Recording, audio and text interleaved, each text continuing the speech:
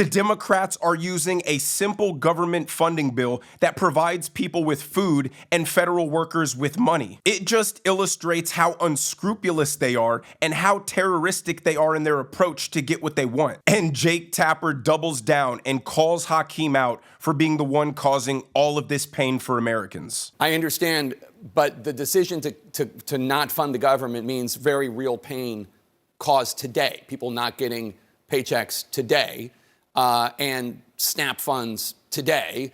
And then obviously at airports across the country, delays are getting worse due to air traffic controller shortages. The FAA says that in the New York area, nearly 90% of air traffic controllers are out. The White House says that Thanksgiving travel could be a disaster if this shutdown continues that long.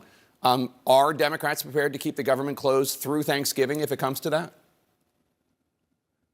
The question is, why are Republicans continuing to keep the government shut down? They have the House, the Senate, and the presidency. Donald Trump just made clear over the weekend repeatedly that Republicans have the ability to reopen this government. They don't want to do it because they'd rather continue to gut the health care of the American people. Run that clip back and look at the soulless, lifeless eyes of Hakeem Jeffries, completely uninterested in the suffering of Americans. Just understand how dangerous that is, how barbaric of an ideology you have to personally manufacture the suffering of millions across the nation and still consider yourself the good guys. That is psychopathic delusion. It's like Hakeem is saying the Democrat plan is the best plan for Americans. It's the only plan for Americans. And if the Republicans get their way, well, that'll be a fate worse than death. So Hakeem Jeffries and Chuck Schumer, in all their grace and benevolence, will just end it for you quickly so you don't have to endure the long pain and suffering under a Republican regime. Do they not remember that Donald Trump won the popular vote? It's like their narcissism forces them to believe that the American people are just yearning to be saved by the Democrat Party, and we're all secretly on our hands and knees begging for them to re-implement their radical woke agenda. They just can't come to terms with the fact that they're not just the minority